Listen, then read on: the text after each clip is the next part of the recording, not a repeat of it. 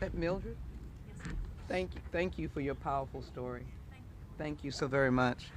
I'm Congresswoman Sheila Jackson Lee, and I am, one would say honored, but I'm strengthened to be able to stand with Senator Murray and all of the providers and all of the members who are again reminding us that a nation is judged by how they treat the youngest of our nation and how we treat the oldest of our nation. We have failed in the treatment of the youngest of our nation, and those families and committed and dedicated teachers who sacrifice. Christina Townsend, the cost of child care for her young son was $1,625 a month in Northern Virginia, about 50% of her take-home pay. Could you imagine how she could survive? A small family decided to move across the country to Denver, Colorado, which if they found more affordable, they could at least try to take care of that blessed child.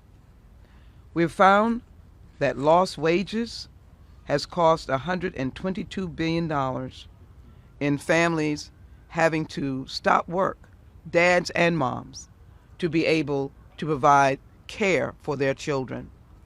We remember the pandemic. We had never experienced it before.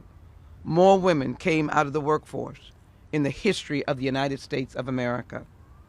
Who are we if we cannot lift up and take care of our children? I'm going to speak of a bill of the ages, Build Back Better.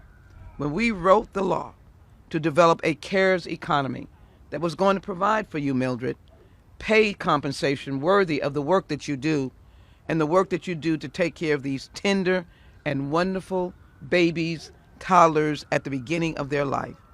I remember being on these grounds when we were fighting to keep chairs in Head Start program, if you could imagine. Many of you know that as we proceed on budgeting, as we proceed on funding the government, there have been threats to cut discretionary funding.